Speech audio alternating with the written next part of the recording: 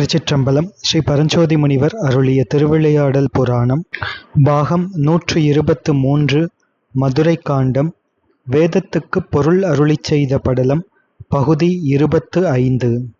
கண்வர் முதலான மகரிஷிகள் ஸ்ரீ தட்சிணாமூர்த்தி பெருமானை உபாசித்துக் கொண்டிருக்கும் பொழுது, வணங்கிக் கொண்டிருக்கும் பொழுது, அவர்களினுடைய தவத்தை ஏற்றுக்கொண்டருளி கண்வர் முதலான முனிவர்கள் அதிசயிக்கும்படி கல்லாலின் நீழலில் அமர்ந்து அருளிய மௌன பரமகுருமூர்த்தியாகிய இறைவன் ஆச்சாரிய திருக்கோலம் கொண்டு அம்முனிவர்கள் முன்னே எழுந்தருளினார். 32 லட்சணங்களும் ஒருங்கே அமையப்பெற்ற 16 வயது நிரம்பிய ஒரு பிராமண குருநாதர் திருவடிவம் கொண்டு எழுந்தருளி வருகின்றார். எம்பெருமான் எழுந்தருளி வந்த அந்த ஆச்சாரிய திருக்கோலத்தை ஸ்ரீ பரஞ்சோதி முனிவர் நமக்கு காட்டி அருளுகின்றார். ஒரு ஆச்சாரியனுக்கு கை, கால் முதலிய உறுப்புகள் குற்றமில்லாதவராக இருக்க வேண்டும், பேரழகு வாய்ந்தவராக இருக்க வேண்டும். இவையெல்லாம் உத்தம தேசிகருக்கு லட்சணங்கள் ஆகும். எனவே 32 லட்சணங்களும் பொருந்தி இருக்கின்ற காளைப்பருவம் என்று சொல்லப்படக்கூடிய 16 வயது அந்தண திருக்கோலம் கொண்டு எம்பெருமான் ஆச்சாரிய மூர்த்தியாக எழுந்தருளுகின்றார். அந்த ஆச்சாரிய திருக்கோலத்திலே எம்பெருமான் நீண்ட திரிபுன்றத்தை அணிந்திருக்கின்றார். தன்னுடைய அக்னி வடிவாகிய திருநெற்றிக்கண்ணை மறைத்து நீண்ட திரிபுன்றமானது பிரகாசிக்கின்றது. மற்றைய அங்கங்களில் அணிகின்ற திரிபுன்றத்தை விட நெற்றியில் அணிகின்ற திரிபுன்றம் நீளம் அதிகம், நீண்டது. எனவே அதனை நீண்ட திரிமுண்டம் என்று ஸ்ரீ பரஞ்சோதி முனிவர் திருப்பாடலிலே குறிப்பிடுகின்றார். ஆச்சாரியரின் திருச்செவிகளிலே ருத்ராட்சத்தினால் ஆன காதணி விளங்குகின்றது. காதில் அணியும் ருத்ராட்ச கண்டிகை 12 திருமுகங்களை உடையதாக இருத்தல் வேண்டும். எனவே அதனை காண்தகைய கண்டிகை என்று ஸ்ரீ பரஞ்சோதி முனிவர் குறிப்பிடுகின்றார். அது எம்பெருமானின் ஆச்சாரிய திருக்கோலத்தின் திருக்காதிலே விளங்குகின்றது. ஆச்சாரிய சுவாமிகளின் திருக்கழுத்திலே ருத்ராட்ச வடங்கள் திருத்தோற்றம் தருகின்றன. பல்வேறு ரத்தினங்கள் மின்னுகின்ற ஆபரணம் அணி செய்ய அது ஆகாயத்தில் தவழும் இளஞ்சூரியனது கிரணத்தை போன்று விளங்குகின்றது. ஆகாயத்தில் விளங்கும் இளஞ்சூரியன் புற இருளை ஓட்டும். ஸ்ரீகுருநாதரின் திருத்தோற்றம் அது அதிலே வீசுகின்ற ஒளி சீடர்களின் அகையிருளை ஓட்டும். ஆச்சாரிய மூர்த்தியானவர் வெள்ளிய உத்தரியத்தை அணிந்திருக்கின்றார். உத்தரியமாகிய வெள்ளிய ஆடை வலது பக்கம் ஒதுங்க திருமார்பு காட்சியளிக்கின்றது.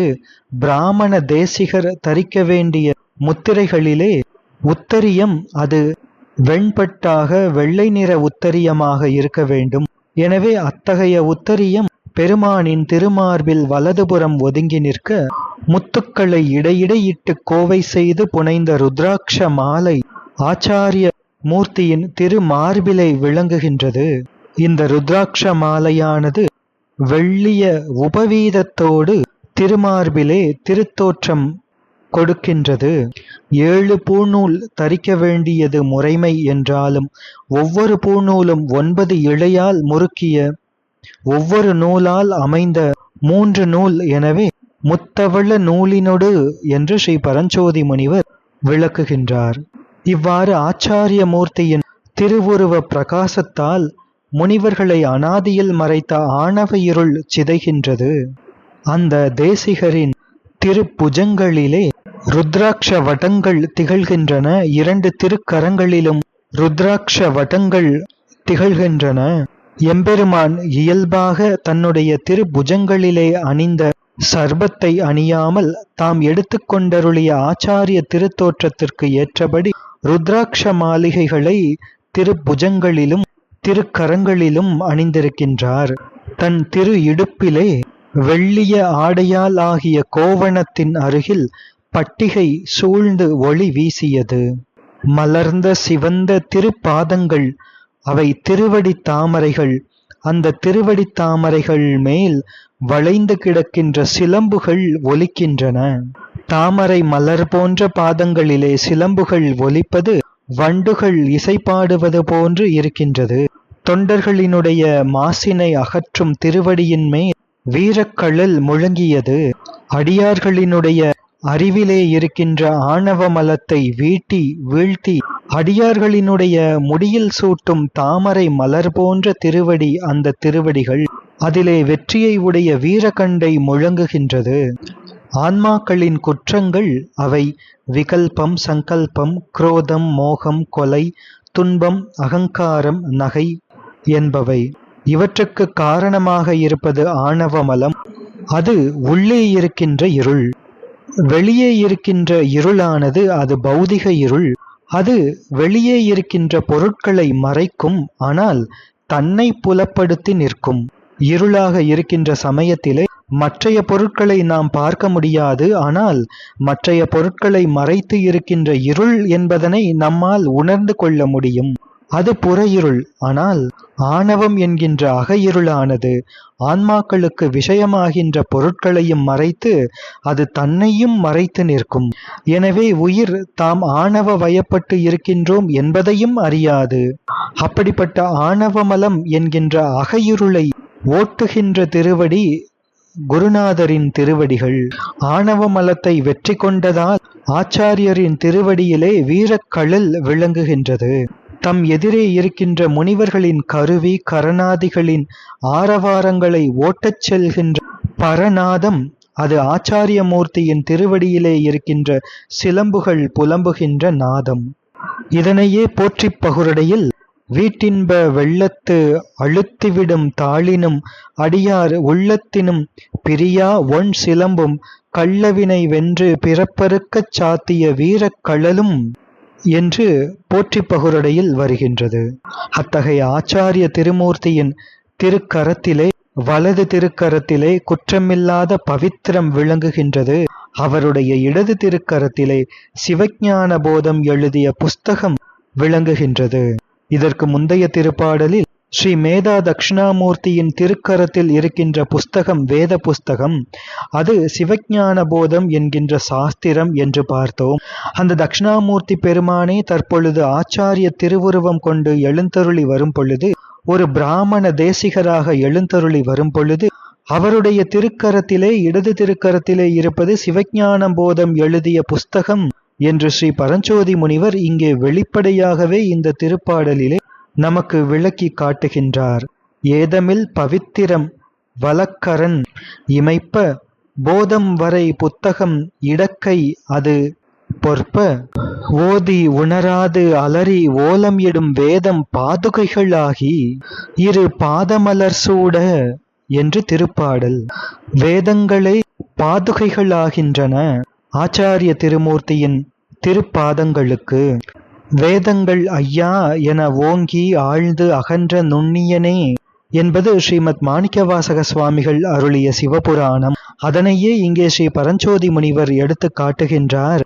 வேதங்களெல்லாம் எடுத்து கூறியும் அறியாது கதறி கதறி அபயமிடும் அந்த வேதங்களெல்லாம் ஆச்சாரிய மூர்த்திகளின் திருப்பாதங்களுக்கு பாதுகைகள் ஆகின்றன. பாதுகைகளாகி இரண்டு பாதத்தாமரைகளை சூடுகின்றன. வேதங்கள் உதார்த்தம் அனுதாத்தம் ஸ்வரிதம் என்ற ஸ்வரபேதங்களால் வேதப்பொருள் விளங்குமாறு இசைக்கப்படுபவை. தேன் நிறைந்த தாமரை மலரின் உள்ளே முழங்கும் வண்டின் ஒலி போல நாக்கும் இதழும் புடைபெயர்ந்து துள்ள தோன்றும் வேத ஒலி. அந்த வேத ஒலியானது கண்வர் முதலான முனிவர்களினுடைய காது என்கின்ற ஓடை அல்லது வாய்க்கால் வழியாக அவர்களின் மனம் என்கின்ற வயலிலே சென்று சந்தோஷம் என்கின்ற உவகை என்கின்ற பயிரை வளர்க்கின்றது.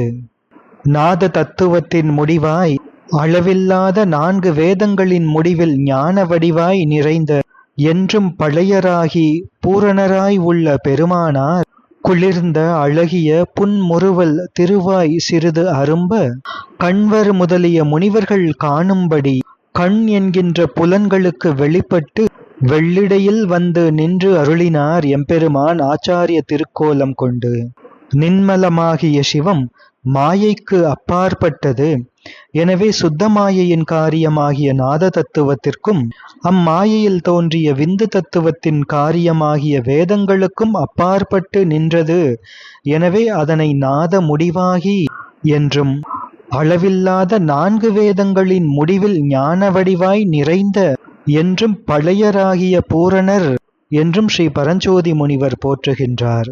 சீதமணி மூரல் திருவாய் சிறிது அரும்ப மாதவர்கள் காண வெளிவந்து வெளிநின்று நாத முடிவாய் அளவின் நான் மறையின் அந்த போத வடிவாகி நிறை பூரண புராணனன் என்பது ஸ்ரீ பரஞ்சோதி முனிவர் அருளுகின்ற திருவாக்கு. நாத முடிவாகவும் வேத முடிவாகவும் அதற்கு அப்பாலும் இருக்கின்ற பெருமான் என்பதனை வேத வேதாந்தம் விளக்கம் செய் விந்துவுடன் நாத நாதாந்த நடுவே தம் போதத்தால் ஆமளவும் தேட அளவிறந்த அப்பாலை சேம ஒளி என்று போற்றிப் பகுரடை போற்றுகின்றது.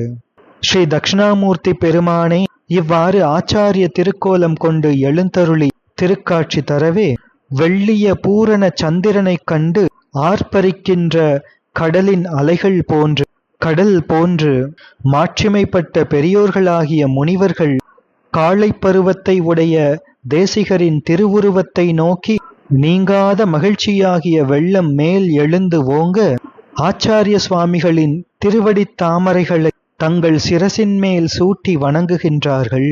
கோபித்து எழுந்த யமனை உதைத்தருளிய தாமரை போன்ற திருவடிகளை கண்வர் முதலான முனிவர்களெல்லாம் தமது சிரசிற்கு அணியும் மலர்களாகச் சூடி வணங்குகின்றார்கள். கண்வர் கர்கர் முதலான மகர்ஷிகளெல்லாம் ஆச்சாரிய சுவாமிகளை போற்றுகின்றார்கள். எப்படி என்றால், அளவில்லாத நூல்களுக்கெல்லாம் உரையுளாகி வேதத்தில் விளையும் பொருளாய் நின்றருளிய வேதியரே, நீரே எமக்கு அடைக்கலம் என்று போற்றி வணங்குகின்றார்கள். அவ்வாறு அடைக்கலம் என்று அடைந்த கோட்டமுற்ற மனத்தை உடைய வேதங்களை கற்றும் வேதத்தின் பொருள் என்ன என்பதனை உணர முடியாமல் மனத்திலே கோட்டமுற்ற கண்வர் முதலான முனிவர்களை ஆச்சாரிய மூர்த்தமாய் எழுந்தருளிய ஸ்ரீ தட்சிணாமூர்த்தி சுவாமிகள் அந்த முனிவர்களையெல்லாம் திருக்கண் நோக்கம் செய்தருளி, குற்றமற்ற தவத்தை உடையவர்களே, உங்களது விருப்பம் யாது என்று வினவி அருளுகின்றார். தாங்கள் இதுவரை உபாசித்து வந்த ஸ்ரீ தட்சிணாமூர்த்தி பெருமானே, எல்லாம் வல்ல நின்மல ஸ்ரீ சிவ பரம்பொருளே, தங்கள் முன் ஆச்சாரிய திருக்கோலம் கொண்டு வந்து தங்களுக்கெல்லாம் காட்சி கொடுத்தருளி அச்சிந்திதனாய் நிற்கின்ற சிவம் சிந்திதனாக வந்து திருக்காட்சி கொடுத்தருளிய பெரும் கருணையை எண்ணி கண்வர் முதலான மகரிஷிகள் ஆனந்த வெள்ளத்தில் அழுந்துகின்றார்கள். எம்பெருமானின் கருணையை எண்ணி உருகுகின்றார்கள். ஆச்சாரிய மூர்த்தம் கோலம் கொண்டு எழுந்தருளி வந்ததோடு மட்டுமல்ல, குற்றமற்ற தவத்தை உடையவர்களே என்று கண்வர் முதலான மகரிஷிகளை அழைத்து அருளுகின்றார் எம்பெருமான். அதோடு உங்களின் விருப்பம் யாது என்றும் வினவி அருளுகின்றார் என்றால், அம்முனிவர்கள் கொண்ட குருபக்தி ஆச்சாரிய பக்தி சிவபக்தியை ஏற்றுக்கொண்டு எளிவந்த பிரானாக ஸ்ரீ தட்சிணாமூர்த்தி பெருமான் எடுத்து வந்த திருக்கோலம் அது ஆச்சாரிய திருக்கோலம், பிராமண தேசிக திருக்கோலம். சகல வர்க்கத்து ஆன்மாக்களுக்கு எம்பெருமான் மானுடச் சட்டை தாங்கி குருநாதராக எழுந்தருளி வந்து உபதேசம் செய்வார் என்பது ஆகம வாக்கு. இங்கே எம்பெருமானே ஆச்சாரிய சுவாமிகளாக எழுந்தருளி இருக்கின்றார். தம்முடைய திருக்கரத்தில் சிவஞான போத புஸ்தகத்தை ஏந்தி வந்து திருக்காட்சி கொடுக்கின்றார். இதே போன்று திருவிளையாடல் புராணத்தின் பிற்பகுதியிலே வருகின்ற ஸ்ரீமத் மாணிக்கவாசக சுவாமிகளின் திருவரலாற்றிலே திருப்பெருந்துறையிலே ஸ்ரீ மாணிக்கவாசக சுவாமிகளை ஆட்கொள்வதற்காக திருக்கயிலையிலிருந்து ஆச்சாரிய மூர்த்தம் கொண்டு எழுந்தருளி வருகின்ற பெருமானும் தம்முடைய திருக்கரத்திலே சிவஞான போதம் ஏந்தி வந்திருக்கின்றார் என்பதை நாம் அங்கே படிக்க இருக்கின்றோம். அதே போன்று இங்கேயும் கண்வர் முதலான மகரிஷிகளுக்கு ஆச்சாரிய திருக்கோலம் காட்டி அருளுகின்றார் எம்பெருமான். குரு பக்தி, குரு மகிமா, குரு பிரபாவம் என்பதையெல்லாம் நம்முடைய சமயம் கூறுவது போல வேறு எந்த சமயமும் நிச்சயமாக கூறியிருக்க முடியாது. அவ்வளவு பெரிய முக்கியத்துவம் குருநாதருக்கு, குருநாதரின் கருணைக்கு நம்முடைய சாஸ்திரங்கள் கூறுகின்றன. குருவருளினால்தான் திருவருள் வாய்க்கும் என்பதற்கு பல பிரமாணங்கள் சரித்திரங்கள் நம்முடைய சாஸ்திரங்களிலே காணப்படுகின்றன. ஆச்சாரிய பிரபாவத்தை தொடர்ந்து சிந்திப்போம். திருச்சிற்றம்பலம்.